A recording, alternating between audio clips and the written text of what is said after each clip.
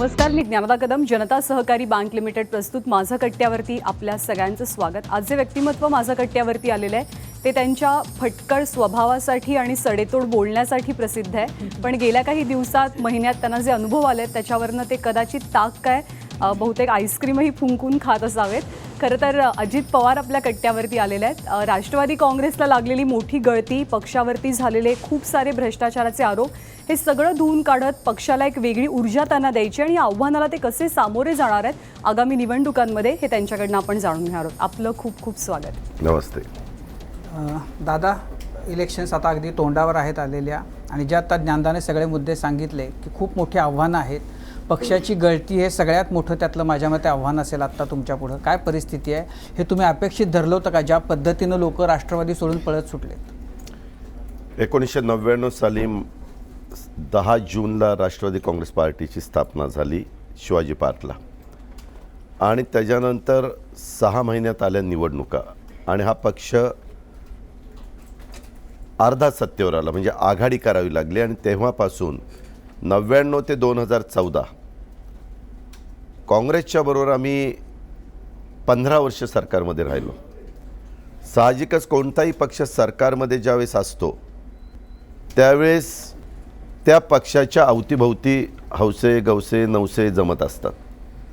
काही निष्ठेला महत्त्व देतात, तिथल्या नेतृत्वाला महत्त्व देतात आणि पक्षाचं काम करत असतात. त्या पक्षाची ध्येय धोरणं त्यांना आवडत असतात. असा एक वर्ग प्रत्येक पक्षामध्ये आहे, तो आमच्याही पक्षामध्ये.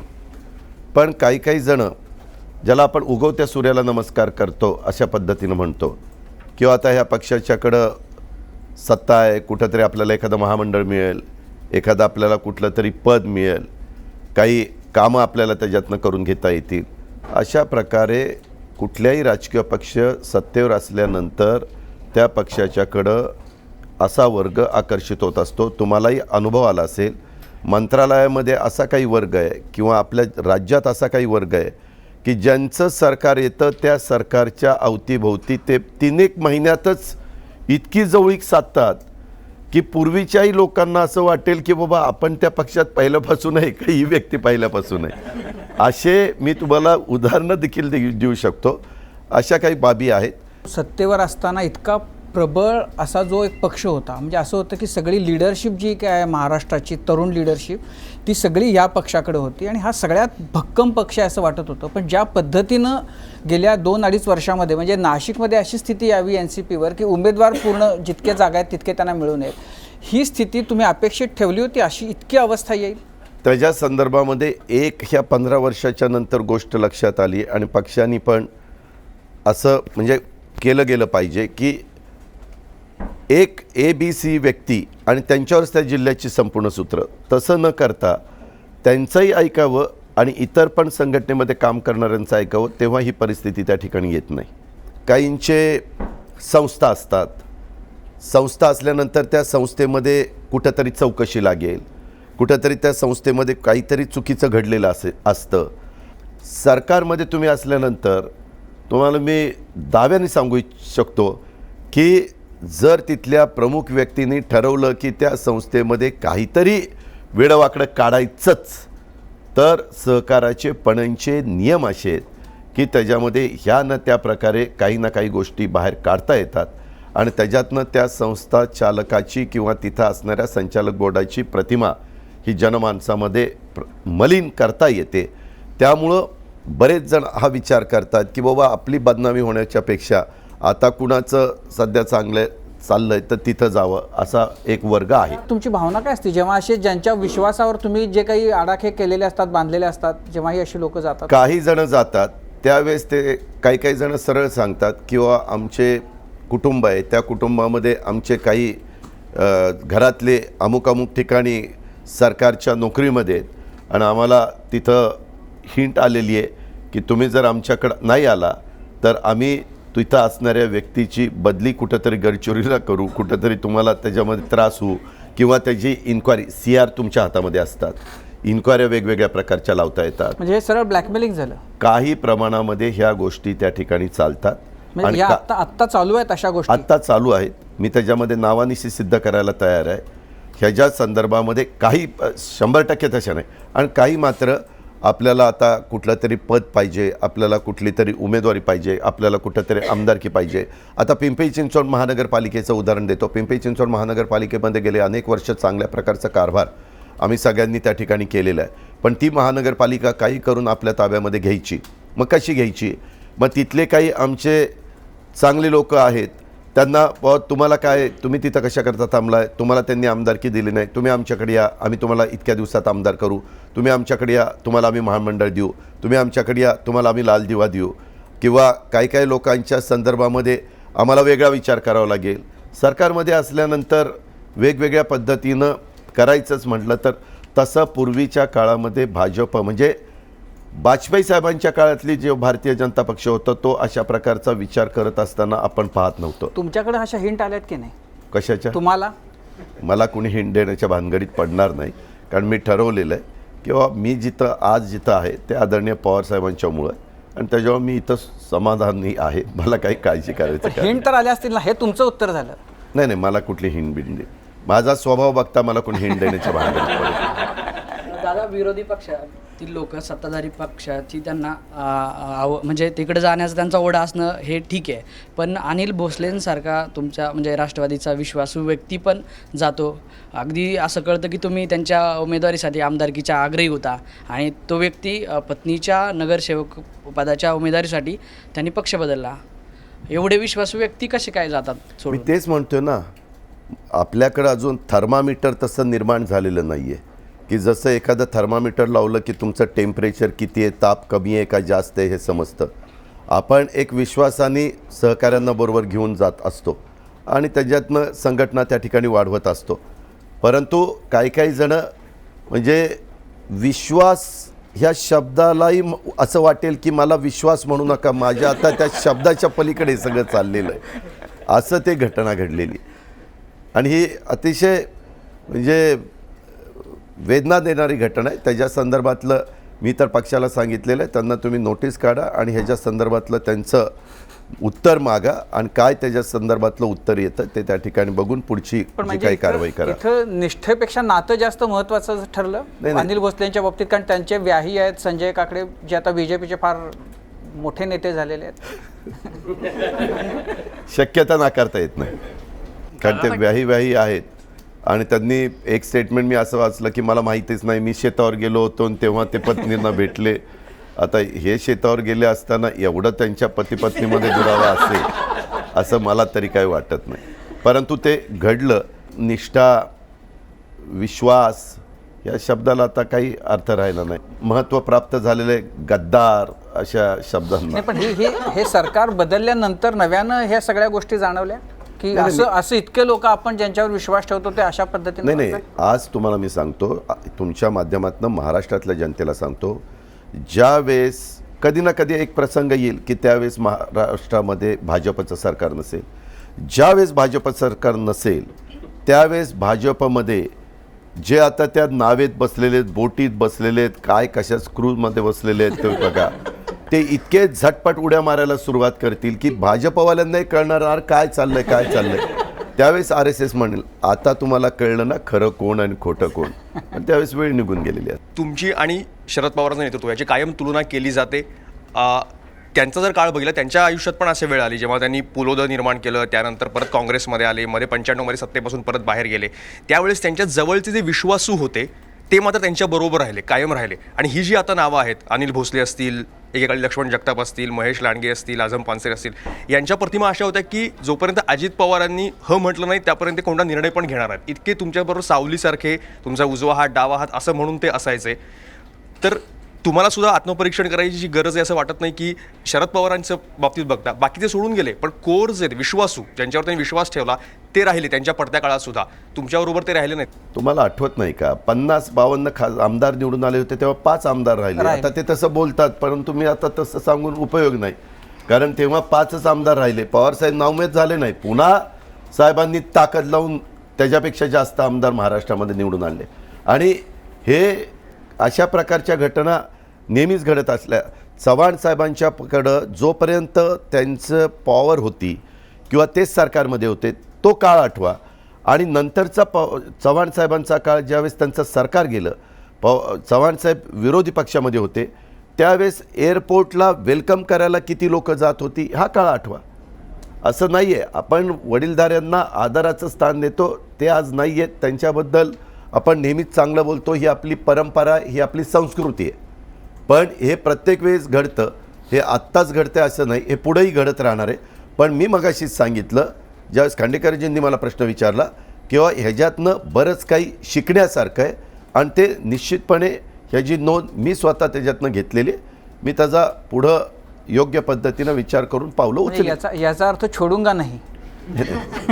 सोडूंगा नाही, ते परत असलेली लोक आली तर तसल्यांच्याकरता आपण दरवाजे उघडे ठेवणं हे बरोबर नाही. त्यापेक्षा ज्यांनी निष्ठा ठेवून आपल्याबरोबर राहिले हे खरे आपले सहकारी आहेत, हे खरे आपले मावळे आहेत असं समजून पुढं. हे तर शिवाजी महाराजांच्यापासून चालत आलेलं आहे. शिवाजी महाराजांनी पण ज्यावेळेस रयतेचं राज्य स्थापन करण्याचा निर्णय घेतला त्यावेळेस त्यांच्याही काही जवळच्या लोकांनी त्यांना वेगळ्या पद्धतीनं काही त्रास देण्याचा प्रयत्न केलाच ना. 3 तारखेला महानगरपालिकेचा अर्ज भरायचा शेवटचा दिवस होता. त्या दिवशी जे अभूतपूर्व अशी स्थिती महाराष्ट्राने पाहिली, तुम्ही तरी इमॅजिन केली होती का की एका पक्षाने अर्ज दिला नाही म्हणून दुसऱ्या पक्षात प्रवेश करून लगेच तासाभरात अर्ज मिळत होते? ही सगळी जी परिस्थिती आहे, या परिस्थितीत निवडणूक लढणं आता तुम्हाला किती कठीण वाटतं? हो का, मी फक्त हे एकाच पक्षाच्या बाबतीत घडतं असं नाही. मी आत्ता पुणे पिंपरी चिंचवडमध्ये बघत होतो, एखाद्या प्रभागामध्ये 3 जण तुम्ही बसलेलेच पॉवरफुल उमेदवार होता, त्याच्यात तुम्हाला तिकीट दिलं, त्यावेळेस दुसऱ्याही दोघांना वाटलं की मी 5 वर्ष कशाकरता थांबायचं, मी 5 वर्ष थांबायला तयार नाही. आणि त्याच्यामुळं दुसऱ्यांनी मग ज्यांना उमेदवार नव्हते अशा राजकीय पक्षांनी AB फॉर्म कोरे ठेवले, ज्याच्यातनं आपण नंतर पाहिलं बऱ्याच जणांना AB फॉर्म मिळाले नाही, त्याच्यामुळे त्यांना चिन्ह मिळालं नाही, त्याच्यामुळे त्यांना गोंधळाचं वातावरण तयार झालं. हे काय एका शहरात घडलं नाही, हे उभ्या महाराष्ट्रात सगळीकडे घडलं. ही लोकशाही आहे, लोकशाहीमध्ये अशा प्रकारच्या घटना ह्या घडत असतात, ह्या सर्व स्तरावर घडत असतात. राजकारणात घडल्यानंतर त्याची चर्चा जास्त होते, परंतु इथंही वेगवेगळ्या क्षेत्रामध्ये इंडस्ट्रीमध्ये तशा प्रकारच्या घटना घडतात, उद्योगपतींच्यामध्ये तशा प्रकारच्या चांगले टॉपचे ऑफिसर हे इकडून तिकडं जात असतात, चांगले संपादक इकडनं तिकडं जात असतात, चांगले रिपोर्टर इकडनं तिकडं त्यांना पॅकेज मिळाल्यानंतर जात असतात, पण त्याची चर्चा होत नाही कारण तो त्यांचा खाजगी प्रश्न असतो. आम्ही पब्लिक फिगर आहे, आमच्या कुठल्याही चर्चा झाल्यानंतर त्याचं पार सगळं धागा काढून त्याचा पण चर्चा होत असते आणि ती झाली पाहिजे, त्याबद्दल दुमत नाही, कारण आम्ही शेवटी पब्लिक फिगर आहे. खरं तर बरेच जण सोडून गेले, त्यात असेही लोक होते की ज्यांच्या आजूबाजूला वादग्रस्त वातावरण किंवा गढूळ वातावरण होतं. म्हणजे अनायसे या निमित्तानं स्वच्छ राष्ट्रवादी मोहीमही पार पडली, त्याचं समाधान वाटतं का? केव्हाही वाटणार. जर एखादी गोष्ट स्वच्छ झाली, जसं आपलं घर स्वच्छ झाल्यानंतर आपल्याला बरं वाटतं, पाहायला देखील आज घर स्वच्छ दिसते, तसं साहजिकच वाटतं. परंतु त्याचबरोबर अशी लोक जात असताना काही अतिशय की ज्यांचे आपले अतिशय जवळीकीचे जिव्हाळ्याचे संबंध असतात, त्यावेळेस देखील मनात एक विचार येतो की इतकं चांगल्या प्रकारे एक कुटुंब म्हणून आपण त्यांना वागणूक देत असताना देखील अशा काही व्यक्तींनी जायला नको होतं असंही वाटतं. आणि काही व्यक्ती गेल्या त्या जाणारच होत्या, त्या तात्पुरत्याच आलेल्या होत्या, अशी डबल मानसिकता असते. दादा, तुम्ही खूप हर्ट झालेले दिसताय, वेदना दिसत आहेत तुमच्या शब्दांमध्ये, पण असं का झालं कळत नाही. कारण गणेश नाईकांपासनं, छगन भुजबळांपासनं ते धनंजय मुंडेंपर्यंत ते पण तुम्ही तसेच घ्यायचात ना. कुठं फक्त पक्षांतर झाले, कुठं घर पण फोडले, त्याचा आरोप थेट तुमच्यापर्यंत पण येऊन थांबला. आत्ता का तुम्ही इतके हर्ट झालात ना? असं नाही आहे, तुम्हाला कदाचित माहिती नसेल, आता पंडित अण्णा मुंडे हयात नाही आहेत, पण धनंजय मुंडेंना कधीतरी खाजगीत विचारा. ज्यावेळेस धनंजय मुंडेंना आम्ही पक्षात घेतलं त्याच्या आधी 1.5 वर्षापूर्वी ते दिल्लीमध्ये पंडित अण्णा मुंडे धनंजय मुंडे आले होते. त्यावेळेस त्यांनी पवार साहेबांना सांगितलं, त्यावेळेस मीच अजित पवार म्हणून त्यांना सांगितलेलं होतं की तुम्ही मुंडे साहेबांना सोडू नका, काही घटना घडतात, परंतु त्याच्यातनं पुन्हा चांगल्या पद्धतीनं आपण बरोबर राहायला पाहिजे. 1.25 वर्ष आम्ही घेतलं नव्हतं, 1.25 वर्षांनी पुन्हा ते भेटले. ते म्हणाले की तुम्ही जर घेणार नसाल तर मग आम्हाला दुसरा पक्षाचा पर्याय शोधावा लागेल, आम्ही निर्णय घेतलेला आहे, त्या पक्षात आम्हाला राहायचंच नाही. आणि त्या पद्धतीने घडलं. आज आता मुंडेसाहेब हयात नाही आहेत, आपल्याला माहिती नाही. मुंडे साहेबांनी देखील भारतीय जनता पक्ष सोडण्याचा निर्णय घेतलेला होता, त्यांच्याबरोबर त्यावेळेस 5 आमदार, पाशा पटेल, प्रकाश शेंडगे, माधुरीताई मिसाळ, पंकजाताई मुंडे आणि अजून कोणतरी होतं, दिल्लीमध्ये आता त्यांचा पक्षप्रवेश घेणार सगळं काही ठरलेलं असताना अचानक डॉक्टर मनमोहन सिंगजी त्यावेळेस म्हणाले, त्यांना ज्यावेळेस सांगण्यात आलं वरिष्ठांच्याकडनं की यांना ते म्हणले, मी पंतप्रधान असताना लोकसभेमधले उपनेते भारतीय जनता पक्षाचे, त्यांना पक्षप्रवेश दिलेला मला चालणार नाही, अशा पद्धतीनं पक्ष फोडायचा नसतो. आणि मग आता काय करायचं, गाड्या तर सगळ्या आलेल्या आहेत, आता पक्षप्रवेश तर मग त्यांनी सुषमा स्वराज यांच्याकडे ते गेले आणि सुषमा स्वराज बहीणजी मग बहीणजींनी थांबवलं म्हणून त्या पक्षात राहिले, असं ते वातावरण त्या ठिकाणी करण्यात आलं. सांगायचं तात्पर्य असं काही नाही, जर एखादी मोठी व्यक्ती देखील मुंडे साहेबांच्यासारखी त्यांना जर वेदना, तुम्हाला माहीत नाही का, इथं त्यावेळेस मी सरकारमध्ये होतो आणि मुंडे साहेबांच्याबरोबर बाकीचे आमदार जाऊ नये म्हणून देवेंद्र फडणवीस, सुधीर मुनगंटीवार हे सगळे, विनोद तावडे सगळे प्रयत्न करत होते. हे जरा आठवा, असं काही नाही. आणि ज्यावेळेस धनंजय मुंडेंनी सांगितलं आम्ही जाणार आहे, तर एक तरुण कार्यकर्ता आहे, चांगला कार्यकर्ता आहे, मराठवाड्यामध्ये काम करणारा कार्यकर्ता आहे, म्हणून त्याला आम्ही पक्षामध्ये वेलकम केलं आणि त्या ठिकाणी योग्य पद्धतीनं संधी दिली. तसेच काहीतरी कारणं मग कदाचित भोसलेंकडे किंवा आत्ता पण जे तुमच्यापासून दूर जात आहेत त्यांच्याकडे असतील. 2.5 वर्ष ते पण थांबले असतील, सरकार आलं भाजपचं, त्याला 2.5-2 वर्ष होत आहेत. ते तर तुम्ही त्यांना विचारू शकता, मला तर काय माहीत नाही. धनंजय मुंडेंचं मला माहिती होतं म्हणून मी सांगितलं.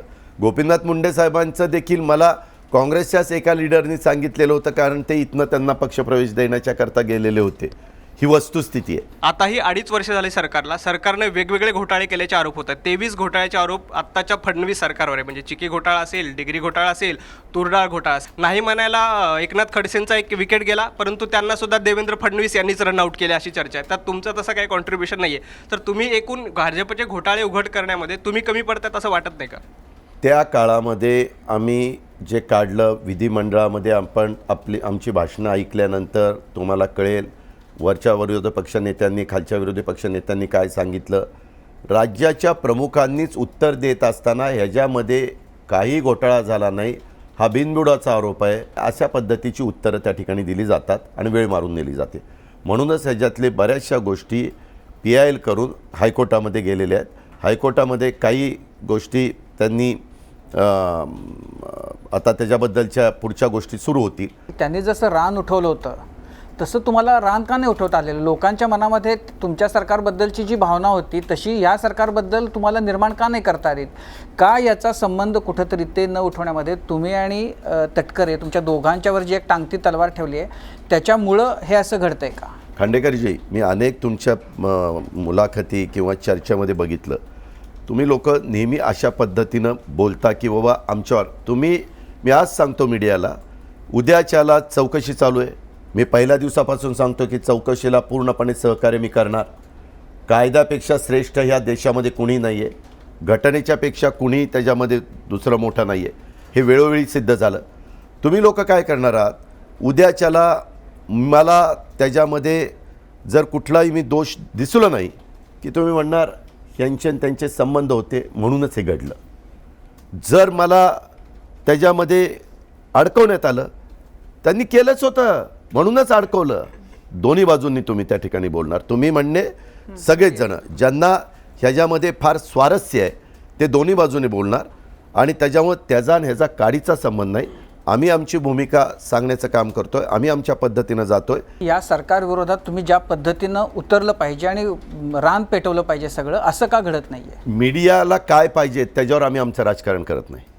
आमच्या सद्विवेक बुद्धीला स्मरून आम्हाला काय वाटतं त्याच्यावर आम्ही राजकारण करणार. आम्ही नाही, जनता दूधखोळी नाही आहे. जनतेने 15 वर्ष आम्हाला निवडून दिलेलं आहे, त्याच्यावर जनतेने व्यवस्थितपणे जनताला कळून घेते की काय केलं पाहिजे काय नाही. आता गेल्या 2-2.25 वर्षामध्ये आपण जर सर्वे केला की काय परिस्थिती आहे, जो 2 वर्षापूर्वी टॉपला भाजप होती तशी राहिलेली नाही, त्याच्यामध्ये बरंच आता खाली उतरती कळायला लागली. म्हणूनच मी सांगतो ना, कालच्याच 5 विधान परिषदेच्या जागा जिथं पदवीधर आणि शिक्षक हा शिकला सवरलेला माणूस मतदान करणार होता, तिथंही त्यांनी आघाडीला पाठिंबा दिलेला आहे, तिथं भाजपला पाठिंबा दिलेला नाही आहे. 25 जिल्हा परिषदा आणि 10 महापालिका ही तुमच्यासाठी संधी नाही आहे का, की हा जो रोष आहे लोकांच्या मनामध्ये तुमच्या मते, तर तो प्रकट करण्यासाठी तुम्ही त्यातल्या जितक्या महापालिका आणि जिल्हा परिषदा जिंकाल तितका तो रोष मी येईल? आपल्याला तेच सांगतोय की जिल्हा परिषद ह्या स्थानिक तिथल्या कामावर चालतात, तिथल्या वेगवेगळ्या प्रश्नावर चालतात. म्हणूनच जिथं आम्ही आता विरोधी पक्षामध्ये असू तिथं आमची प्रचाराची रणनीती वेगळी. आता मी पिंपरी चिंचवडमध्ये जाताना मला पिंपरी चिंचवडमध्ये काय विकास केलेला गेल्या 10 वर्षात तेच मी सांगणार ना. माझा लोकांना खांडेकरजी सकारात्मक ऐकायला आवडतं, निगेटिव्ह ऐकायला फार लोकांना आवडत आता नाही. हल्लीच्या काळात हल्लीच्या काळात लोक म्हणतात तुम्ही काय केलं ते सांगा, ते दुसऱ्यांचं उणीधुणी कशा करता काढताय. मला पिंपरी चिंचवडमध्ये मी जो जाहीरनामा दिलेला आहे, जे व्हिजन उद्याच्या काळामध्ये दाखवलेलं आहे, आज आम्ही 5-10 वर्षामध्ये हे केलेलं आहे, उद्याच्या काळामध्ये आम्हाला हे करायचं आहे, हेच मी पुण्यामध्ये पिंपरी चिंचवडमध्ये दाखवण्याचा प्रयत्न करतो. इतर महानगरपालिकेतली परिस्थिती वेगवेगळी आहे. मी तुम्हाला सांगतो कुठल्याही महानगरपालिकेत आज देश पातळीवर कुठं होतं भारतीय जनता पक्ष? देश पातळीवर भारतीय जनता पक्षाने नरेंद्र मोदींची प्रतिमा ही लोकांच्यापर्यंत शेवटपर्यंत पोहोचवण्याचा प्रयत्न केला आणि फक्त नरेंद्र मोदींच्यामुळं आज देश पातळीवर भारतीय जनता पक्ष सत्तेवर आला. हे तर आपल्याला मान्य आहे की मला नाही? तेच विचारायचंय, मग तसा शरद पवारांचा चेहरा घेऊन तुम्हाला मुंबईमध्ये का नाही रुजता आलं? अहो, शरद पवार साहेबांचा चेहरा हा मुंबई महानगरपालिका हे पवार साहेब उद्या चालवणार आहेत का? उद्या त्यांना माहिती होतं पुणे आणि पिंपरी चिंचवड महानगरपालिका पवार साहेबांच्या मार्गदर्शनाखाली अजित पवार आणि हे बाकीचे लोक चालवणार आहेत. पवार साहेबांचा चेहरा हा राष्ट्रीय पातळीवर आणि राज्य पातळीवर होता, परंतु त्याच्यामध्ये मुंबई मी आता काहींची नावं घेऊन आत्ता मुंबई महानगरपालिकेच्या निवडणुकीच्या निमित्तानं माझ्या काही सहकाऱ्यांना डिमॉरलाइज करण्याच्या करता मी तर कट्ट्यावर चर्चा करण्याच्या करता आलेलो नाही. मी पुढच्या ह्या निवडणुका झाल्यानंतर आपण पुन्हा मला 6 महिन्यांनी बोलवा. मी फक्त मुंबईच्या करता काय घडलं आणि कसं घडलं हे तुम्हाला व्यवस्थितपणे सांगेन. पण जनता पाहत असताना वेगवेगळ्या शहरामध्ये तिथं त्या पक्षाचं नेतृत्व कोण करतंय, कारभारी पण कोण करतंय आणि त्यांची एकंदरीत तिथं जनमानसामध्ये काय प्रतिमा आहे, त्यांची काय विश्वासार्हता आहे, हे बघून त्या ठिकाणची कामं होत असतात आणि निवडणुका चं मतदान चालत असतं. दादा, पवार आणि मोदी यांचं हे जे गुळपीट मागच्या अनेक वर्षापासून जेव्हापासून विशेषतः मोदी सत्तेवर आले तेव्हापासून जे सुरू झाले त्याच्यामुळं तुमची आणि भाजपची अशी सेटिंग झाली आहे का असा एक आरोप होतो. आणि दुसऱ्या बाजूला तुम्ही मुद्दे तडीस नेत नाही हे पण दिसतं. आणि तिसऱ्या बाजूला कार्यकर्ते सुद्धा जवळचा पक्ष कुठला निवडतात तर ते भाजप. पवार साहेबांनी आपण सरकारमध्ये काम करत असताना जे विरोधक होते त्यांच्याशी मित्रत्वाचे पहिल्यापासून संबंध ठेवलेत. पवारसाहेबांचा तो स्वभाव आहे.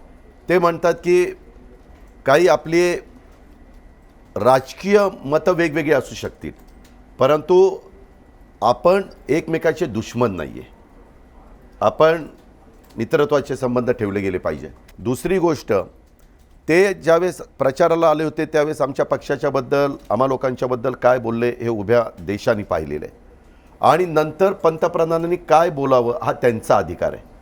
पवारसाहेबांनी नोटाबंदीच्याबद्दल त्या ठिकाणी सपोर्ट दिला. नोटाबंदीच्याबद्दल आम्ही पण लोकांनी सपोर्ट दिला, कॉमन मॅननी सपोर्ट दिला. पण 50 दिवसांनी आपल्याला कळलं की ह्या निर्णयाचे कसे दूरगामी परिणाम आणि प्लॅनिंग नसल्यामुळं, RBIला त्याच्यात विश्वासात न घेतल्यामुळं, इतर सहकाऱ्यांना विश्वासात न घेतल्यामुळं काय परिस्थिती झाली. पवारसाहेबांनी त्याच्याबद्दल जोरकस टीका केली.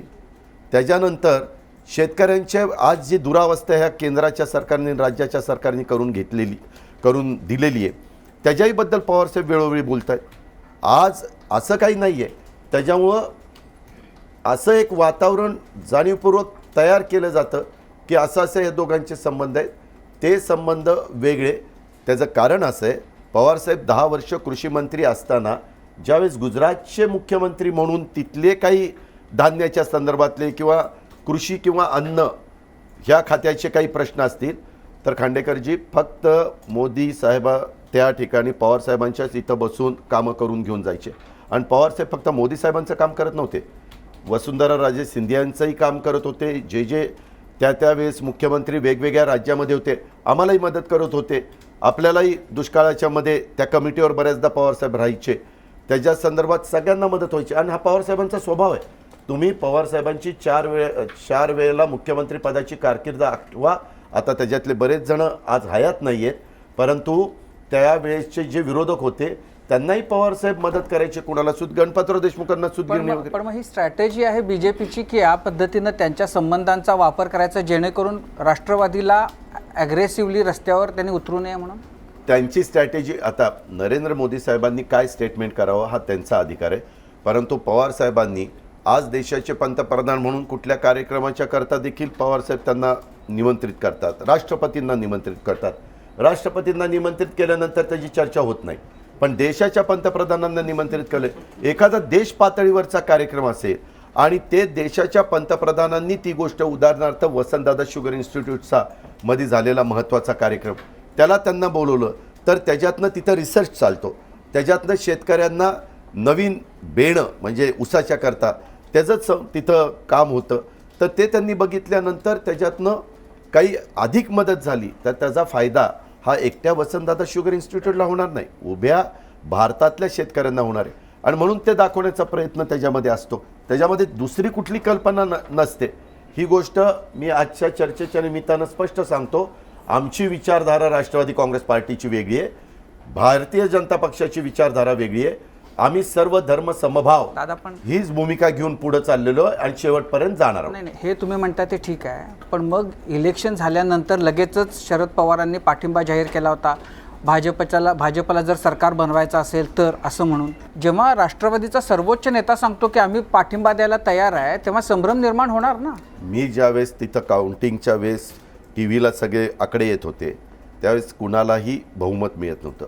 त्रिशंकू अशा पद्धतीनं सगळे स्वतंत्र लढले, भाजप, शिवसेना, काँग्रेस, राष्ट्रवादी काँग्रेस, मनसे, कुणालाही पूर्ण बहुमत मिळालं नव्हतं.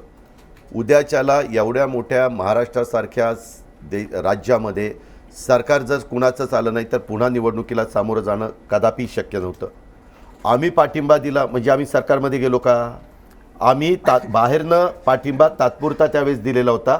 सरकार हे काही पटण्यासारखं नाही. नाही. अजून काही मतमोजणी पण नाही झालेली. इतकी गडबड, इतकी घाई करायचं कारण काय? त्याच्यात काही होऊ शकलं असतं ना. NCPला इतक्या उत्साहानं लगेच जाऊन आम्ही भाजपला पाठिंबा देतो असं म्हणायचं कारण काय होतं? खांडेकरजी, जी राष्ट्रीय पातळीवर काम करणारी व्यक्ती 50 वर्ष समाजकारण राजकारण करते, त्यांचे काही राजकीय आराखडे असतील. नाही, त्यांनी नंतर असं सांगितलं मुलाखतीत की मला हे साधायचं होतं की भाजप आणि शिवसेनेमध्ये झगडा लावायचा होता. मग साधं गणित आहे. मग सांगितल्यानंतर पुन्हा विचारता कशाला? पण मुद्दा उद्याच्याला त्या दोघांचा झगडा लावल्याशिवाय आम्हाला संधी मिळणार आहे काय मला कळतच नाही. पण त्याच्यामुळे तुमच्या विश्वासार्हता पणाला लागली ना. त्यामुळे तुमच्याबद्दल की तुम्ही तर कधीही जाऊन भाजपच्या शेजारी जाऊन बसाल असं एक चित्र निर्माण झालं. चित्र जरी निर्माण झालं तर ते चित्र पुसून काढण्याची धमक आणि ताकद आम्हा लोकांच्या मध्ये आहे. निवडणूक ज्यावेळेस त्या पातळीवरची येईल त्यावेळेस आम्ही आमची भूमिका ही जनतेला सांगू, जनतेला ती पटेल, जनता आमच्या भूमिकेला पाठिंबा देईल याबद्दल माझ्या मनात तीळ मात्र शंका. बरं, बाकी प्रश्न विचारायचे पण मला एक, आत्ता तुम्ही जे शरद पवारांच्या बद्दलचं सांगितलं की सगळ्या पक्षामध्ये त्यांचे मित्र आणि तसं ते राखून आहेत, तुमच्या बाबतीत काय? तुम्ही असे राखून आहे का मित्र? मी काही लोक आम्ही आमचे पत्ते उघड कशाला करायला पाहिजे? मी तुम्हाला सांगतो, मी तुमच्या कट्ट्यावर आलो म्हणजे सगळं माझं असं फार दाखवायला काही आलेलं नाहीये. मला जेवढ्या गोष्टी सांगायच्या तेवढ्या मी सांगेन, जेवढ्या गोष्टी माझ्या मनात ठेवायच्या. आता इथं यांचे कोण मित्रमैत्रिणी आहेत मी यांना विचारतो का? ते कसं विचारूच शकत नाही. त्यातलाच हा भाग आहे. दादा, परवाच्या सभेत एका तुम्ही म्हणालात की बहुजनांना सत्ता देणार की मुठभरांना, तर मुठभर म्हणजे तुमच्या लेखी कोण? ते बरं झालं हा प्रश्न विचारला. त्याचं कारण त्या पुणे महानगरपालिकेमध्ये मुठभर म्हणजे कालपर्यंत ज्याचं सरकार येईल त्याचं तळी उचलण्याचं काम जी व्यक्ती करते म्हणजे कोण? खासदार तिथले. तुमच्या लक्षात नाही का ते खासदार? आम्हाला ऐकायचं, तुमच्याकडून ऐकायचं. त्या संदर्भामध्ये ते तिथं ठरवत आहेत कुठल्या, म्हणजे काल का म्हणजे लोकांचा गैरसमज होईल, त्यांना संजय काकडे असं म्हणायचं. पुण्यामध्ये सिंहगडला गेलेले होते हे शपथ घ्यायला. आता कुठं सिंहगड, ते शिवाजी महाराज म्हणले असतील कशाला माझ्या गडावर आले कोणाला माहिती. यांचा गड पुणे महानगरपालिका, शिरलेत सिंहगडला. हे नुसती नाटक प्रकार असतो ना, ते दिखावा करण्याची पद्धत आहे. ह्याच्यातनं लोक काही साधीसुधी नाही आहेत. आणि त्याच्यात तिथंच पालकमंत्र्यांचं आणि तिथं खासदारांचे बरंच शाब्दिक काय त्या ठिकाणी झालं. मी आपल्याला सांगतो, जे दलाल लोक आहेत, जे दलाली करतात आणि स्वतःची दुकानं चालवतात, ज्यांना काही त्या महानगरपालिकेशी पण घेणं देणं नाही, राज्याशी आणि केंद्राशी पण काही घेणं देणं नाही, डेव्हलपमेंटशी पण घेणं देणं नाही. फक्त आपल्याला स्वतःला कामं कशी मिळतील, ती कामं मिळवण्याच्याकरता कसं आपल्याला कुणाशी संधान बांधता येईल आणि त्याच्यातून आपली स्वतःची आर्थिक पोळी कशी भाजून घेता येईल, ह्याबद्दलचा तो सगळा कार्यक्रम आहे. तुम्ही बघा, जो मूळ भाजपचा कट्टर पहिल्यापासून म्हणजे RSS पासून, जनसंघापासून, नंतर जनता पक्ष आणि नंतर भाजपमध्ये काम करणारा सगळा माणूस तिथं कार्यकर्ता बाजूला राहिला आहे. तिथं इतके आंदोलनं वगैरे होतात, इतके जण त्या ठिकाणी विचारले जातात, परंतु काही तिथं चालत नाही. त्याच्यामध्ये कदाचित ही सगळी माणसं गेलेली का दाखवत असतील की आम्ही किती जवळचे. आपल्या मराठीमध्ये बाडगा माणूस असतो ना, बाडगा, तो किती मी कडवा आहे ते दाखवण्याचा प्रयत्न करत असतो. आणि जे लॉयल असतात ते म्हणतात मी आहेच ना लॉयल, मला कशाकरता एवढं दाखवण्याची गरज आहे. त्यातला हा प्रकार आहे.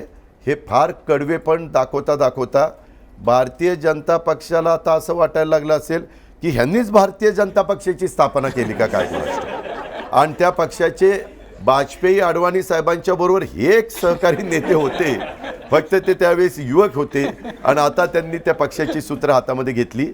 माझी तर पुणेकरांना आव्हान आहे की या निमित्तानं, या चॅनलच्या निमित्तानं मला सांगायचं आहे की अशा दलालांच्या हातामध्ये पुण्याची सूत्र द्यायची का. त्यांचं क्वालिफिकेशन काय, त्यांची पात्रता काय, त्यांची योग्यता काय आणि त्यांनी काय केलेलं आहे ह्याचं. आणि आज मला वाटतं काही इन्क्वायऱ्या पण चालू आहेत असं मला कोणीतरी मध्ये सांगितलं. दादा, पण त्यांना राजकारणात यायला तुमचा हातभार मोठा आहे, म्हणजे जर ते पाप असेल तर त्याच्यामध्ये तुमचाही वाटा नाही, आहे. एक मिनिट, मी राजकारणात येण्याच्या करता अजिबात त्यांना मदत केलेली नाही. हे अजिबात तुम्ही माझ्यावर काहीतरी बिनबुडाचे आरोप करू नका. त्या काळामध्ये एका इलेक्शनला आपल्या इथं काय होतं, 2-2 वर्षांनी ज्या निवडणुका येतात राज्यसभेच्या, एकदा 6 जागा, एकदा 6 जागा आणि एकदा 7 जागा येतात. त्यावेळेस काँग्रेसच्या 2 जागा, राष्ट्रवादीच्या 2 जागा, भाजपची 1 जागा आणि शिवसेनेची 1 जागा, अशी आमचे संख्याबळ होतं. आम्ही त्यावेळेस दोन्ही वेळेस अशा पद्धतीनं केलं आणि आलं. नंतर एक निवडणूक आली, त्याच्यात 7वी जागा आली. 7व्या जागेकरता काँग्रेसकडं पण मतं नव्हती, कारण 2-3-4 मतं 5-7 जास्त असती. आमच्याकडं पण आमच्या 2 जागा कशा बशा येणार होत्या. भाजपची 1 जागा येऊन 5-6 मतं जास्त होती, शिवसेनेची 1 जागा येऊन 5-7 मतं जास्त होती, पण अपक्ष काहीतरी 10-12 होते. यांनी नेमकं ती फिल्डिंग लावली आणि त्याच्यात स्वतःची राजकीय पोळी त्याच्यातनं भाजून घेतली. आणि ते त्यावेळेस केंद्रात सरकार होतं काँग्रेसचं, त्यावेळेस हे काँग्रेसचे सहयोगी होते. ज्या दिवशी केंद्रातलं काँग्रेसचं सरकार गेलं त्यावेळेस ते भाजपचे सहयोगी झाले. मी आज सांगतो, पुढं कधी केंद्रातलं सरकार भाजपचं जाईल आणि त्याच वेळेस हे खासदारकीची मुदत संपली नसेल तर जे सरकार असेल त्यांचे हे सहयोगी असतील. ही भविष्यवाणी नाही, हे ज्योतिष त्यांच्या नाही, ही fact उदयामध्ये आहे. त्यांच्या उदयाला तुमचाही हातभार आहे असं नाही. हे सुरुवातीच्या काळामध्ये एक तिथं काम करणारी व्यक्ती म्हणून मी एका कामामध्ये त्यांना सहकार्य केलं, ही वस्तुस्थिती. मी काही त्यांनाच नाही, अनेकांना. उद्याच्याला मी सरकारमध्ये काम करत असताना कुणी माझ्याकडे कामाच्या निमित्तानं आलं आणि ते काम माझ्या फोनमुळं, माझ्या काही निर्णयामुळं होत असेल तर मी लोकप्रतिनिधी, मी त्या ठिकाणी काम करण्याच्या करता मदत सगळ्यांनाच करत आलो. तुम्ही भाजप शिवसेनेच्या आमदारांना विचारा. अजित पवार ज्यावेळेस 15 वर्ष मंत्री असताना त्यानं पक्ष बघून कामं केली का, म्हणजे काम बघून त्या ठिकाणी मदत केली, त्याच्यामध्ये तुम्हालाही जाणवेल. खरं तर राजकारणामध्ये कुठलाही डाग चांगला नसतो, कारण तो खूप वेळ टिकतो. तुमच्यावरती आरोप करून, तुम्हाला राजकीयदृष्ट्या मलिन करून, तुमची इमेज ही भ्रष्टाचाराचा पोस्टर बॉय अशी करून भाजपने इथं सत्ता मिळवली. कायम सिंचनाचा आणि टोलचा आणि सुनील तटकरे ज्या खात्याचे मंत्री होते त्याच्या भ्रष्टाचाराचं भांडवल भाजपने केलं. त्यानंतर नॅचरली करप्ट पार्टी म्हणून तुम्हाला हिणवलं गेलं. अशा सगळ्या आरोपानंतर, जे की फक्त राजकीय म्हणता येत नाहीत, काही वेळेला ते वैयक्तिक स्वरूपाचे झाले, त्यानंतर ज्या वेळेला कधी मोदी समोर येतात आणि त्यांच्याशी हात मिळवण्याची वेळ येते, त्यावेळेला मनात तुमच्या काय भावना असते? मला तशा प्रकारचा प्रसंग त्या ठिकाणी आला नाही. आणि आपण राजकारण हे राजकारण पद्धतीनं त्या ठिकाणी चालतं. अशा जर भावना मनामध्ये घेऊन तुम्ही काम करायला लागला तर तुम्ही राजकारणात न आलेलं बरं. म्हणजे राजकारणामध्ये एवढ्या, मी तुम्हाला वाईट वाटेल पण एक गोष्ट सांगू इच्छितो, राजकारणामध्ये यायचं असेल तर थोडंसं गेंड्याची कातडी अंगावर घेऊनच यावं लागतं, ही फॅक्ट आहे. आणि त्याच्या संदर्भामध्ये आपल्याला जर पुढं जायचं असेल, म्हणजे पुढं म्हणजे जनतेची कामं, पुढं आपल्याला कुठं जायचं, जनतेचे प्रश्न सोडवायचे असतील तर त्याच्या संदर्भामध्ये ह्या सगळ्या कामाला फाटा द्यावा लागतो. तुम्हीच बघितलं कल्याण डोंबिवलीच्या निवडणुकीच्या निमित्तानं मांडीला मांडी लावून बसणारे भाजप शिवसेनेवाले एकमेकाच्या घशामध्ये हात घालून दात बीत सगळे मोजायची भाषा त्यांनी केली. परंतु नंतर त्यांनी सांगितलं की ती निवडणूक होती, निवडणुकीच्या निमित्तानं आमचे आरोप प्रत्यारोप झाले, आता आम्ही एकत्र आलो, आता एकत्रपणे कारभार त्या ठिकाणी करतोय.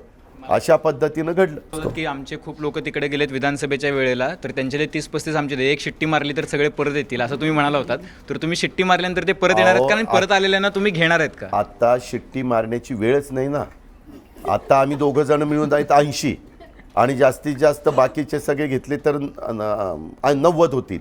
आता 90 145ची मॅजिक फिगर गाठण्याच्या करता 50 लोक पाहिजेत. आता शिट्टी मारली तर 50 आकडा होतच नाही ना. त्याच्यामुळे जर ऐका ना, शिट्टी मारून 50चा आकडा साध्य करता आला असता तर इथपर्यंत वेळच येऊन दिली नसती. इथं वेगळाच माणूस म्हणून बसला असतो. पण दादा तुम्ही इलेक्शनच्या आधी शिट्टी मारणार आहेत का, म्हणजे गेलेल्यांना परत बोलवणार आहेत? नाही, आता ह्याच्यातनं आम्ही शिकलेलो आहे. आता शिट्टी मारण्याचं काही कारण नाही. आता आपले निष्ठावान जे असतील, जे आपल्याकडं पडत्या काळामध्ये आपल्याबरोबर राहिले, त्यांना बरोबर घेऊन जाण्याचा प्रयत्न राहील. पण मी एकटा म्हणजे काय राष्ट्रवादीचा सगळे निर्णय नाही. माझं वैयक्तिक मत ते आहे, आम्ही ज्यावेळेस एकत्र बसू चर्चेला त्यावेळेस मी मांडीन की ह्याच्यात आपण बरंच अनुभवलं आहे. आता यांना काही कुणाला घ्यायला नको.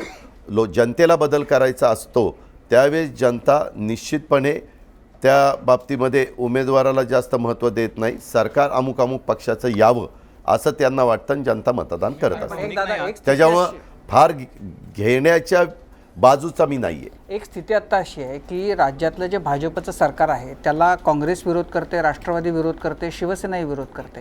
अशी तुम्हाला दूरच्या काळामध्ये किंवा नजीकच्या काळामध्ये अशी शक्यता दिसते की हे एकत्र येतील ह्या सरकारला घालवण्यासाठी? माझं स्वतःचं मत आहे खांडेकरजी, आत्ता जर स्थानिक स्वराज्य संस्थांचा निकाल ज्यावेळेस 23 तारखेला लागेल आणि त्यावेळेस मुंबईचा निकाल काय लागतोय, मुंबईचा निकाल जर ह्या 3 पक्षातल्या एखाद्या पक्षाला अतिशय समाधान देणारा, बूस्ट देणारा जर लागला तर ह्या राज्यामध्ये काहीही घडू शकतं. एवढं मी स्पष्टपणे सांगतो. काही घडू शकतं म्हणजे काँग्रेसला, राष्ट्रवादी काँग्रेसला हे सरकार नको आहे.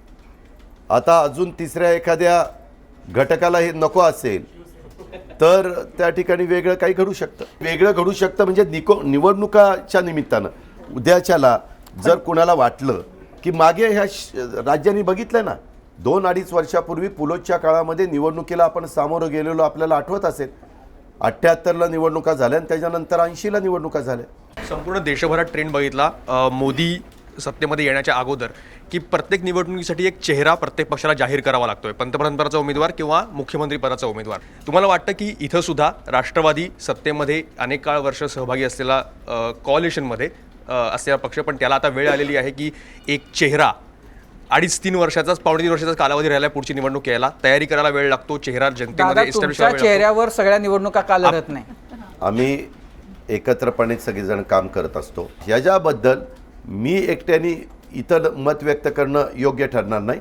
आम्ही ज्यावेळेस निवडणुकीला पुढं सामोरं जायचं त्यावेळेस वेगवेगळे आम्ही सहकारी तिथं काम करतो, त्याच्यात चर्चा करून त्याबद्दलचा निर्णय घेतला जाईल. दादा, मगाशी तुम्ही वेगवेगळ्या पिढ्यांचा उल्लेख केला राजकारणातल्या, पवारसाहेबांची, त्याच्या आधी चव्हाणसाहेबांची, या सगळ्या पिढ्या सांगितल्या.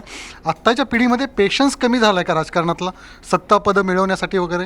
म्हणजे तिकीट नाही मिळालं लगेच दुसऱ्या पक्षात? नाही, पूर्वीच्या काळामध्ये काय होतं, तुम्हाला पक्षामध्ये काम करावं लागायचं. त्यावेळेस एकत्र काँग्रेस असताना काँग्रेस पक्षामध्ये तालुका काँग्रेस कमिटीने शिफारस करावी लागायची, मग जिल्ह्यामध्ये कमी झालाय का?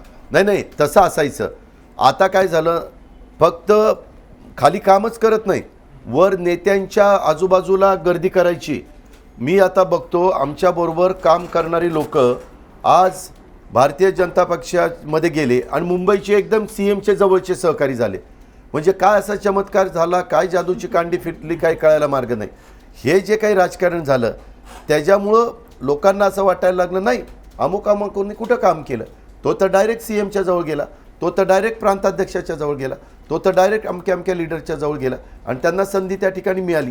हे जे होतंय ते सगळ्यांना घातक आहे. हे राजकारणात काम करणं म्हणजे काय असतं? म्हणजे नेत्यांची मुलं म्हणतात की त्यांनी काम केलंय म्हणून त्यांना संधी, कार्यकर्ते फक्त सतरंजाच उचलत नाही राहतात. नाही, तुम्ही हे जे सारखं सांगताना नेत्यांची मुलं, नेत्यांच्या मुलांनी राजकारणात येऊ नये असं कुठं सांगितलेलं आहे?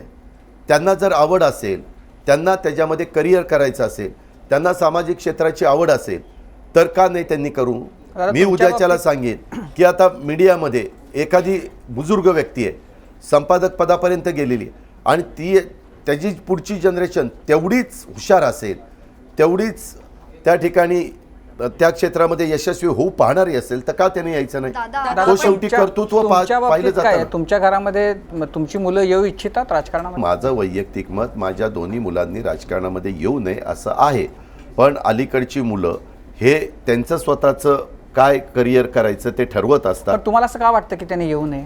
मी बघितलं, गेले 30 वर्ष मी राजकारणामध्ये, आणि राजकारण हे फार वेगळ्या प्रकारचं झालेलं आहे. त्याच्यामध्ये तुम्हाला फॅमिली लाईफ राहत नाही, तुम्ही पब्लिक फिगर असता, त्याच्यावर तुम्हाला वेगळे काही बिझनेस करायचे असेल तर तुम्ही त्या ठिकाणी करू शकत नाही. केला तर तुम्ही तुमच्या पदाचा गैरवापर करून तुमच्या बिझनेसला फायदा करून घेतला, अशा पद्धतीच्या बाबी पुढं त्या ठिकाणी येतात.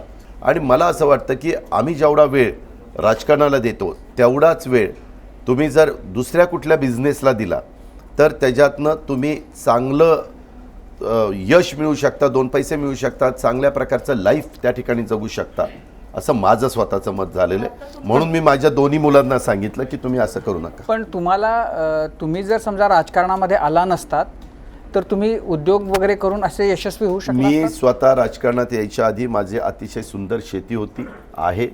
माझी शेती फर्स्ट क्लास होती. किंवा माझा पोल्ट्रीचा अतिशय मोठा व्यवसाय होता, माझा डेअरीचा अतिशय मोठा व्यवसाय होता. उद्याच्याला मी पोल्ट्री डेअरीमध्ये पुढचं जे प्रोडक्ट आहे त्याच्यामध्ये उतरला असतो. त्याच्यामध्ये पॅकेजिंग असेल, त्याच्यामध्ये मार्केटिंग असेल, त्याच्यामध्ये इतर बाबी असतील, अशा अनेक गोष्टी त्याच्यामध्ये आहेत. त्या संदर्भामध्ये शेवटी आपण कष्ट करायची तयारी असेल तर राजूजी त्याच्यामध्ये कुठल्याही क्षेत्रामध्ये आपण कष्ट करू शकतो. आणि आम्हाला वेळ, तुम्हाला खोटं नाही सांगत, सकाळी 7 वाजल्यापासून सुरुवात करावी लागते, रात्री 11 वाजेपर्यंत. मागे तर 15 वर्ष सरकारमध्ये होतो त्यावेळेस तर आम्हाला गत्यंतरच नव्हतं. मला असं वाटलं होतं की आता आपण सरकारमध्ये नाही, आपल्याला थोडंसं ह्याच्यातनं रिलीफ मिळेल आणि आपल्याला इतर पण काही बाबी करता येतील. परंतु तसं होत नाही आहे. कारण आम्हाला पक्ष पुन्हा वाढवण्याच्या करता, कार्यकर्त्याला पुन्हा एक प्रोत्साहन देण्याच्या करता, त्याच्या मनामध्ये ईर्ष्या निर्माण करण्याच्या करता तशा पद्धतीनं काम करावंच लागतं, वेळ द्यावाच लागतोय. पण कधी चुकून असं मनामध्ये विचार आलाय का की कशाला आलो राजकारणात? मी मागच सांगितलेलं होतं, ज्यावेळेस एका गोष्टीचा इतका बाऊ त्या ठिकाणी करण्यात आला आणि त्याच्यातनं मी सांगितलं की ती सगळी माझी राजकीय जीवनातला तो शब्द वापरला ती घोडचूक होती.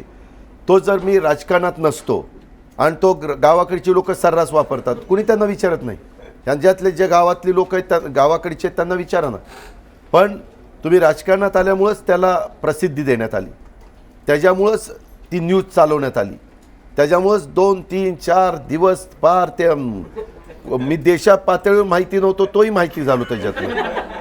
अशा पद्धतीच्या ज्या घटना घडतात त्या कॉमन मॅन जो असतो त्याच्या बाबतीमध्ये त्या ठिकाणी तुम्हाला ती सगळीच गोष्ट खूप अशी आत लागलेली आहे? तो सगळा लागलेलीच आहे ना.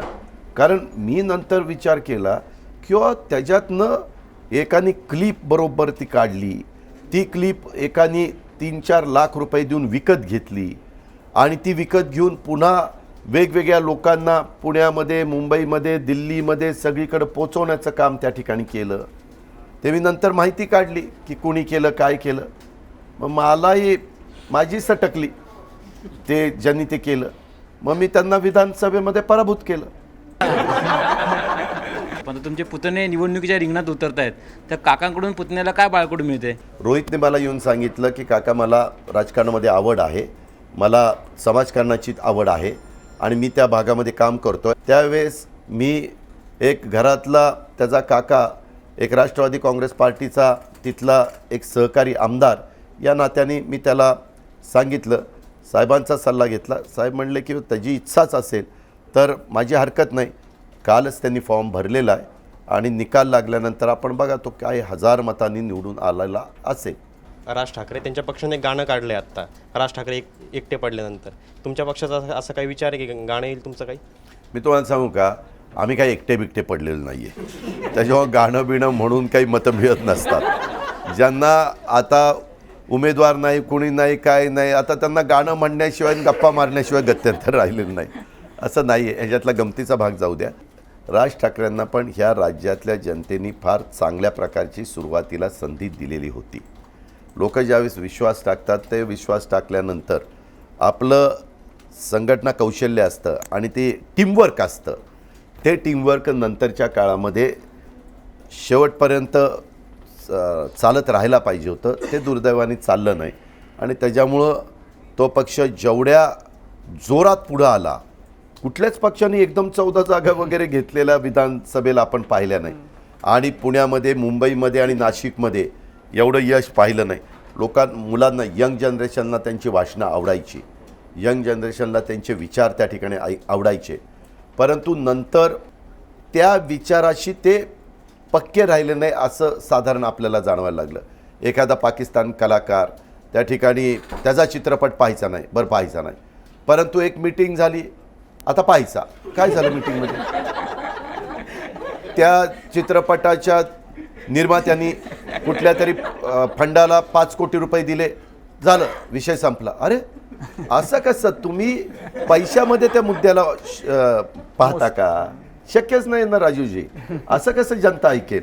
आणि त्याच्यामध्ये डिफेन्समधलीच लोक म्हणले आम्हाला नको असला पैसा, असं त्यांनी स्वतः सांगितलं. त्यामुळं नाडी पहिल्यांदा तुम्हाला लक्षात आली की नक्की काय याला औषध पाहिजे, परंतु नंतर ती नाडी ओळखल्यानंतर त्या बरा होण्याच्याकरता जे औषध पाहिजे होतं ते न देता दुसरंच इंजेक्शन दिलं गेलं. त्याच्यामुळे सगळं ते फिसकटलं गेलं. मागे एकदा शरद पवारांनी राज ठाकरे यांना एक सल्ला दिला होता, तुम्हाला माहीत असेल. तुम्ही काही देणार आहात त्यांना सल्ला? ते एक म्हणजे आम्ही ते थोडेसे माझ्यापेक्षा वयाने कमी आहेत आणि आम्ही ज्यावेळेस भेटतो त्यावेळेस व्यवस्थित गप्पा वगैरे मारतो. मला जर सल्ला द्यायचा असेल तर पार राज्याच्या जनतेच्या समोर सल्ला देण्याच्या ऐवजी आम्ही आपला खाजगीत त्यांनी मला सल्ला द्यावा, मी त्यांचा सल्ला घेईल. त्यांना माझा सल्ला आवडला तर घ्यावा, त्यांचा सल्ला मला आवडला तर मी घेईन आणि आम्ही आपलं पुढे जाऊ. हां, कधी कधी होतं, पण आम्ही ह्याला अजिबात सांगत नाही की आम्ही भेटणार आहोत. मी त्यांच्याशी अनेकदा मिटिंग केलेल्या आहेत, पण त्या मिटिंग करत असताना तेही कुणाला कळून देत नाही, मी पण कुणाला कळून देत नाही. उद्धव ठाकरेंची अलीकडच्या काळामध्ये मिटिंग माझी बऱ्याच दिवसात झाली नाही, परंतु पूर्वी आमचं सरकार असताना काही वेळेस आमची दोघांची मिटिंग झाली. कदाचित गेल्या 15 वर्षात आपल्याला आले नाही तितके अनुभव, वेगवेगळे अनुभव कदाचित या 2-2.25 वर्षात आले असतील. तर तुम्ही काय शिकलात किंवा आपल्याला त्या अनुभवांनी काय शिकवलंय? पहिला अनुभव म्हणजे राजकारणात तुम्ही सत्तेवर असताना तुमच्या आजूबाजूला वावरणारी लोक वेगळी असतात. सत्ता गेल्यानंतर त्याच्यातली बरीच जणं तुम्हाला सोडून जातात आणि जे खरोखरीच तुमचे समर्थक आहेत, हितचिंतक आहेत, पक्षाला मानणारे लोक आहेत, तेच तुमचे खरे सहकारी आहेत. ही गोष्ट प्रकर्षाने मी त्या ठिकाणी पाहिली. पण माझं एक झालं, मी सरकारमध्ये काम करत असताना माझी प्रशासनावर पकड असायची. मी अधिकाऱ्यांना पण रिस्पेक्टफुली वागवायचो. आज त्या अधिकाऱ्यांना कधी मी फोन करतो त्यावेळेस ते मला आज पण चांगला प्रतिसाद देतात. म्हणजे कधी कधी तुम्ही सरकारमध्ये असल्यानंतर अधिकारी लोकांशी चांगलं वागला नाही तर तुमचं सरकार गेल्यानंतर ते अधिकारी तुमचा फोन उचलायला पण टाळाटाळ करतात. तुम्ही त्यांना भेटायला गेला तरी मुद्दाम तुम्हाला अर्धा तास बाहेर बसवतात. तसं सुदैवाने माझ्या बाबतीमध्ये घडलेलं नाही, कारण मी सरकारमध्ये 15 वर्ष किंवा उपमुख्यमंत्री 4-4.5 वर्ष असताना पण मी तोही अधिकारी, त्यांनाही काही विचार आहेत, त्यांनाही काही मतं आहेत, हे लक्षामध्ये घेऊनच आम्ही निर्णय घ्यायचो. काही वेळा आपण बघतो की कार्यकर्ते अति आक्रमक होतात. आजची भोरची घटना समोर आहे की पोलिसावर हात टाकण्यात आला. अशा वेळी आपल्यासारख्या नेत्यांची काय जबाबदारी असते आणि ते कुठेतरी मग कमी पडतात अशा प्रकारच्या जेव्हा खरं मी घटना सांगू होतात? का, अलीकड भाजप शिवसेनेचं सरकार आल्यापासून तुमच्या माझ्या राज्यातल्या कायदा सुव्यवस्थेचा बोजवारा उडालेला आहे. 3-13 वाजलेले. तुम्ही बघा, ह्या सरकार आल्यापासून मध्ये ठाण्यामध्ये देखील एक घटना घडली. मध्ये एका ट्रॅफिकच्याही व्यक्तीला एवढं मारलं पोलीस खात्याच्या की तो त्याच्यामध्ये मृत्युमुखी पडला. ज्या कायद्याचा रक्षण करणार आहे त्यालाच मारहाण. मी आत्ता टी व्ही बघत होतो, त्या PSIला बेदम ठोकून काढतात. एवढं धाडस होतं कसं? खरं तर एवढी पोलीस खात्याला मुभा दिली पाहिजे ह्या सरकारनी की कुणाचाही एक आदरयुक्त दबदबा पोलीस खात्याच्याबद्दल सर्वांच्या मनामध्ये निर्माण झाला पाहिजे. तसं अलीकडं होत नाही आहे. ह्याच्यातनं कदाचित राजकीय हस्तक्षेप वाढल्यामुळं असेल किंवा पोलिसांच्यावर हात टाकला तरी हे कुणी आपलं काही चुकीचं करू शकत नाही, ग्रामीण भागात वाकडं करू शकत नाही, अशा पद्धतीनं त्यांना वाटायला लागलं. आणि हा मस्तवालपणा, ही मस्ती आली, ही जर अशीच वाढत गेली तर तुमच्या माझ्या महाराष्ट्रामध्ये कायदा सुव्यवस्थेचा इतका यक्ष प्रश्न निर्माण होईल की प्रकरण हाताबाहेर जाईल. राज्याच्या प्रमुखाला माझी विनंती आहे की त्यांनी राज्याचे गृहमंत्री या नात्याने ह्याच्यामध्ये जातीनं लक्ष घालावं आणि ज्यांनी हात उगारलेला आहे, टाकलेला आहे, तो कुठल्याही पक्षाचा असू द्या, कुठल्याही पक्षाचा, त्याच्यावर एवढी कडक ॲक्शन घेतली गेली पाहिजे आणि तो मेसेज लोकांच्या मध्ये गेला पाहिजे. दादा, साधारण तुम्ही 2 वर्षापूर्वी पण कट्ट्यावर आला होतात, पण तुमच्या तब्येतीत बराच फरक पडल्याचं दिसतंय. तुमची आक्रमकता पण कमी झाली, सत्तेचं टॉनिक कमी पडतंय? अजिबात नाही. मी आक्रमकता कमी वगैरे झालेली नाही. कदाचित पूर्वी मी सरकारमध्ये होतो त्याच्यावर मी बोललो की काय आक्रमक बोलला. आज मी सरकारमध्ये नसल्यामुळं त्यावेळेस उपमुख्यमंत्री बोलतोय म्हटल्यानंतर तुम्ही वेगळ्या अँगलनी बघत असाल आणि आज एका राजकीय पक्षाच्या विरोधी पक्षाचा आमदार बोलतोय म्हणून तुम्हाला तसं वाटत असेल. वास्तविक अजिबात तसं काही झालेलं नाही आहे. माझं व्यवस्थितपणे चालू आहे आणि त्या पद्धतीनं मी कुठंही, मला आत्मविश्वास आहे पवारसाहेबांच्या सारख्या राष्ट्रीय नेत्याच्या मार्गदर्शनाखाली राष्ट्रवादी काँग्रेस पार्टीला पुन्हा एकदा उमेदीचे दिवस आम्ही सगळेजण निश्चितपणे दाखवू शकू. भाजप जर शेटजी भटजीचा पक्ष म्हणून अजूनही त्यांच्यावर शिक्का असेल, तसाच राष्ट्रवादीवर हा मराठा समाज किंवा मराठ्यांचा पक्ष थोडक्यात अशी एक प्रतिमा आहे, ती अजूनही पुसून टाकायचा आपल्याकडनं फार प्रयत्न होताना दिसत नाही. मराठा मोर्चाच्या माध्यमातून जो असंतोष खदखद जी सर्वपक्षीय राजकारण्यांवर आली, तिचा फायदा राष्ट्रवादीला होईल असं तुम्हाला वाटलं होतं का? तो झाला नाही, उलट बाकीचा समाजसुद्धा विरोधात गेलं असंही तुम्हाला वाटतं? उलट शेटजी भटजींचा पक्ष हा एकेकाळी बोललं जायचा, आता तो शेटजी भटजींचा पक्ष अजिबात राहिला नाही. हा काही अंशी गुंडांचा आणि काही अंशी दलालांचा पक्ष होऊ पाहतोय आणि त्याच्यामध्ये मुंडे साहेबांना, नंतर अण्णासाहेब डांग्यांना, नासा फरांदे साहेबांना, अशा काही वेगवेगळ्या समाजाला पुढं आणून तो चेहरा त्यांनी पूर्णपणे बहुजन समाजाच्या लोकांचा पक्ष असा त्यांनी आणायला पावलं उचलली आणि त्याच्यात त्यांना काही अंशी यश आलं, ही वस्तुस्थिती आहे. दुसरी गोष्ट, आमच्या पक्षाला तशा पद्धतीनं एकेकाळी ओळखलं जात होतं. आज पवारसाहेबांनी नेहमी गेले 50 वर्ष समाजकारण राजकारण करत असताना सर्व धर्म समभाव आणि 18 पगड जातीला बरोबर घेऊन जाण्याचा प्रयत्न केलेला आहे. साहेबांचे तुम्ही निर्णय जरी बघितले, अनेक डॉक्टर बाबासाहेब आंबेडकर नामांतराचा निर्णय असेल किंवा इतर अनेक प्रकारचे निर्णय, पवारसाहेबांच्या बाबतीमध्ये साहेबांनी ह्या सगळ्या घटकाला बरोबर, मंडल आयोगाची अंमलबजावणी असेल, ते तर 2-1 दशकांचं झालं. आत्तापुरतं बोलायचं झालं तर त्याला रेफरन्स आहे मराठा मोर्चांचा. नाही, मराठा मोर्चा हा कुठल्या पक्षाने काढलेला मोर्चा नाही आहे. त्याच्या पाठीमागं कुठला पक्ष नव्हता, कुठला नेता नव्हता, कुठला झेंडा नव्हता. हा उत्स्फूर्तपणे राज्यामध्ये देशाला स्वातंत्र्य मिळाल्यानंतर एवढे प्रचंड मोर्चे कधीच कुणाचे निघालेले नव्हते, अशा प्रकारचे ते मोर्चे निघालेले होते. त्याच्यामध्ये सरकारने पण बऱ्याच खोलामध्ये जाऊन कोण ह्याच्या पाठीमागे हे तपासण्याचा प्रयत्न केला. प्रश्न असा होता की त्याचा फटका सरकारला बसेल असं वाटत होतं, पण प्रत्यक्षामध्ये तसं बसलेलं दिसलं नाही. त्याच्यामध्ये झालं काय, त्याच्यात सरकार खडबडून जागं झालं म्हणून सरकारने युगपुरुष छत्रपती शिवाजी महाराजांचं 3600 कोटी रुपयाचं आंतरराष्ट्रीय स्तरावरचं जगविख्यात स्मारक करण्याचा निर्णय घेतला आणि एकही NOC नसताना एकदा पंतप्रधानांना आणलं आणि एकदाचा टिकाव टाकून घेतला. ते एक त्यांनी त्याच्यामध्ये केलं. आणि दुसरं, त्यांनी प्रतिमोर्चे हे वेगळ्या पद्धतीनं आयोजित केले. अच्छा, सरकारनं केले असं तुम्हाला? सरकारमधल्या काही घटकांनी त्याच्या संदर्भामध्ये काहींना कामाला लावलं, मीटिंग झाल्या. त्या मीटिंगमध्ये अशा प्रकारचं वातावरण तर कुठलंही थांबवायला गेलं पाहिजे, कारण कुठलाही मोर्चा निघाला की सरकार कुणाचंही असलं तर राजूजी सरकारच्या विरोधातच वातावरण तयार होतं. त्याच्यावर सरकार खडबडून जागं झालं. त्याची नोंद केंद्र सरकारने घेतली.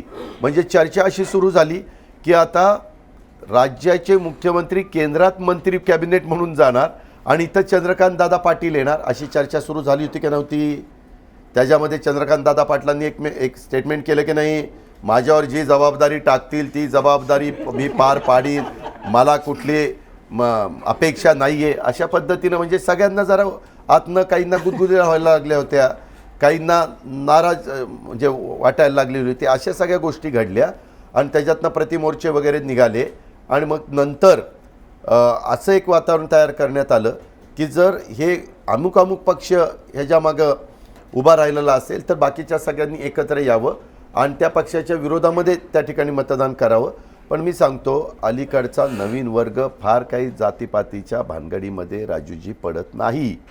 तो विकासालाच जास्त महत्त्व त्या ठिकाणी देत असतो.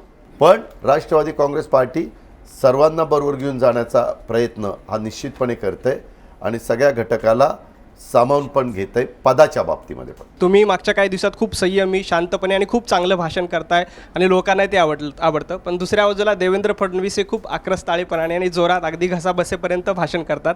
तर तुम्ही खाजगीत किंवा कट्ट्यावरून असं काय देवेंद्र फडणवीसला कधी सल्ला द्याल? देवेंद्रजींचा पण बर्थडे 22/7 आहे, माझाही बर्थडे 22/7 आहे. अरे हा काय योगायोग आहे. मुंडे आणि शरद पवारांचा एकच होता. तो नाही. मुंडे साहेबांचा आणि शरद पवारांचा एक बर्थडे नाही. मुंडे साहेबांचा 12 तारीख नाही. मुंडे साहेबांची तारीख आई वडिलांना माहिती नव्हती, मुंडे साहेबांना पण माहिती नव्हती. जुन्या तारखा काढा, ती कदाचित 1/6 असेल, कारण आपण ॲडमिशन शाळेमध्ये 1/6.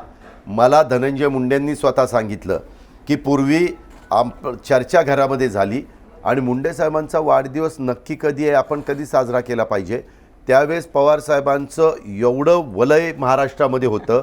मग तिथं चर्चा अशी झाली. मी तुम्हाला स्पष्ट सांगतो, मी अजिबात खोटं बोलणार नाही. स्वतः धनंजय मुंडे साहेबांनी मला सांगितलं. मग 12 तारीख काढली. त्या दिवशी शरद पवारांचा कार्यक्रम वाढदिवस जोरात साजरा होतो, तर 30 तारीख आपण काढूया, मग आपलाही वाढदिवस तिथं साजरा होईल. या पद्धतीनं तुम्ही काढा ना. मुंडे साहेब राजकारणात कधी आले? 80ला. 80 सालापासून मुंडे साहेबांचे 12 जे पुढची तारीख असेल ते कधी साजरे झाले रेकॉर्ड काढा. त्यामुळं त्यांचा 12 वाढदिवस नाही. मात्र त्या देवेंद्रजींचा माझा 22/7 हा वाढदिवस आहे. फक्त माझं 59 साल आहे. त्यांचं साल काय ते तुम्हाला माहिती आहे, ते मला ज्युनियर आहेत. एक मी पाहिलं आहे, देवेंद्रजी काम करत असताना सभागृहामध्ये देखील त्यांच्या अजून लक्षातच येत नाही की मी राज्याचा प्रमुख आहे. समोरचे लोक तर आरोप करणार. काल तुम्ही बघितलं खारगे साहेबांनी कशा पद्धतीनं आरोप केले, त्याला उत्तर आता प्राईम मिनिस्टरने दिलं असेल. परंतु आरोप केल्यानंतर त्या आरोपाला उत्तर देत नाहीत. पवारसाहेबांचं मी सभागृहात बघितलं, विलासरावजींचं बघितलं. आरोप झाल्यानंतर विलासराव एखाद दुसरा चिमटा काढायचे आणि सरकारची भूमिका पटवत राहायचे. पवारसाहेब पण तसेच करायचे. एखादाच चिमटा असा काढायचे की ते शाल जोडीतलाच असायचा. म्हणजे ह्या पद्धतीनं ते चालायचं. आत्ताच्या मुख्यमंत्र्यांच्या लक्षात येत नाही. ते बेंबीच्या देठापासून असं असं असं करत ते पुढं जात असतात. आम्ही त्यांना खुणवत असतो, जरा सावकाश सावकाश सावकाश, पण ते काही होत नाही. ते त्यांना सवय जडलेली आहे. जसं आम्ही काही गोष्टी पाठीमागं बोलल्यानंतर आमच्या लक्षात आलं हे फार अंगलट येतं, हे सोडून दिलं पाहिजे.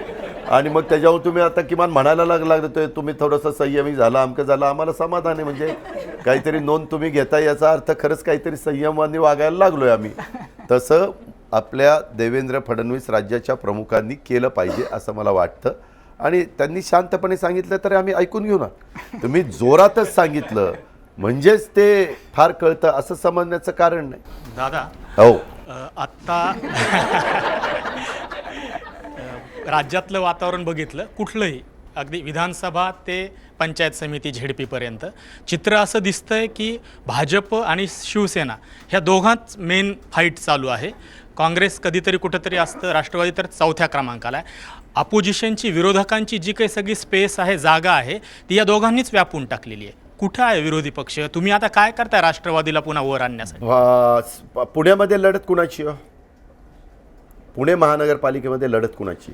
पुणे तुमचा गड आहे. एक मिनिट, आता नाही, आता तुम्ही शब्द एकीकडे वापरता नंतर गड, असं नाही. पुणे महानगरपालिकेमध्ये लढत भाजप म्हणजे राष्ट्रवादीच्या आणि समोरच्या पक्षांची आहे. पिंपरी चिंचवडमध्ये लढत ही राष्ट्रवादीच्याच बरोबर आहे. पुणे ग्रामीणला लढत ही राष्ट्रवादीच्याच बरोबर आहे. सांगलीमध्ये लढत अनेक लोक इकडं तिकडं जरी गेलेले असले तर तुम्ही बघा राष्ट्रवादी काँग्रेस पार्टीची तिथं संख्या काय. सोलापूरमध्ये लढत राष्ट्रवादीची आहे असं नाही आहे. काही ठिकाणी काही पक्षाची ताकद तिथं आहे, ही वस्तुस्थिती आहे. आणि कुठल्या पक्षाची ताकद, आमची आता ताकद मुंबईमध्ये कमी आहे आम्ही मान्यच करतो, आमची ताकद विदर्भामध्ये कमी आम्ही मान्यच करतो. त्याच्यामुळे बाकीच्या ठिकाणी आज मराठवाड्यामध्ये लढत कुणाची आहे, आज मराठवाड्यामध्ये नगरपालिका कुणाच्या आल्यात हे पहा ना आपण. असं नाही आहे. फक्त तुम्ही सगळेजण ह्या शहरामध्ये राहता आणि काय ते मुंबई महानगरपालिकेचे जे भाषणं होतात किंवा मधल्या काळामध्ये कल्याण डोंबिवलीची झाली त्यामुळे ह्या चर्चेला ऊत आला. आता ठाण्यामध्ये तर तुम्ही पहा, ठाण्यामध्ये आता काँग्रेस आणि राष्ट्रवादी राणेसाहेबांच्या आणि जितेंद्र आव्हाडांच्यामुळं एकत्र लढत आहेत. त्यामुळे निश्चितपणे तिथं लढत आता कुणाची होती ते आपण पहा. पुण्यात तुम्ही ज्या दादोजी कोंडदेव यांचा पुतळा हटवला त्यावेळेस तुम्ही ठोस भूमिका घेतली होती. आता गडकरींचा पुतळा हटवला आहे, तिथं मात्र महापालिकेने तैलचित्र वगैरे बसवलं आहे. तुमची काय भूमिका आहे या प्रकरणामध्ये? नाही, ह्याच्याबद्दल मी माझी भूमिका स्पष्टपणे सांगितलेली होती. उगीच कुठल्या तरी संघटनेने यायचं आणि काहीतरी अशा प्रकारच्या मान्यवरांचे पुतळे हलवायचे हे बरोबर नाही. पुतळा किती वर्ष आहे? अनेक वर्ष आहे. आचार्य अत्र्यांनी तो बसवलेला आहे. त्याच्यामध्ये मी महापौरांना सांगितलेलं होतं ताबडतोब पुतळा, आयुक्तांना पण सांगितलं होतं ताबडतोब पुतळा बसवा. परंतु आता नवीन पुतळा बसवत असताना काही नियम केलेले की तो पुतळा हुबेहूब आहेत का नाही, त्याची ती कमिटी पाहिजे, मग त्यात कमिटीने करायचं ते काम त्या ठिकाणी चाललेलं आहे. ठराविक काळामध्ये त्याला जो लागणारा वेळ आहे 2 महिने 3 महिने जो काही असेल तेवढाच लागेल. परंतु तोपर्यंत तिथं पुतळा न ठेवता तैलचित्र त्या ठिकाणी ठेवण्यात आलेलं आहे. हे महानगरपालिकेने राष्ट्रवादी काँग्रेस पार्टीची सत्ता असतानाच घेतलेला निर्णय. ह्याचा निषेध प्रशांत जगताप महापौरांनी पण केला, मी पण ताबडतोब त्या गोष्टीचा निषेध केला. ही गोष्ट चुकीचीच आहे. तुम्ही वैचारिक लढाई वैचारिक पद्धतीनं करा ना. तुम्ही हे कुठले पुतळे तिथं हे करायचं, तोडायचं, मोडायचं, तोडून मोडून राजकारण होत नाही. कायदा हातामध्ये घेऊन राजकारण होत नाही. ह्याच्यातनं संघटना कुठलीच वाढत नाही. ह्याच्यातनं अतिशय वाईट मेसेज सर्वसामान्य माणसांच्यामध्ये जात असतो. ह्याची नोंद आक्रमकपणे काम करणाऱ्या संघटना आणि संघटनांच्या पदाधिकाऱ्यांनी निश्चितपणे घेतली पाहिजे असं मला वाटतं. दादा, तुम्ही आता भाषणांबद्दल बोलत होता, तुम्हाला कोणाचं भाषण जास्त आवडतं? म्हणजे दिलीप सोपलांचं आवडतं, आठवलेंचं आवडतं का राज ठाकरेंचं आवडतं? नाही हो, प्रत्येक ठिकाणची भाषणं ही वेगवेगळी असतात. त्याच्या संदर्भात सगळ्यांचीच भाषणं प्रत्येक वेळेस चांगलीच होतात असं नाही.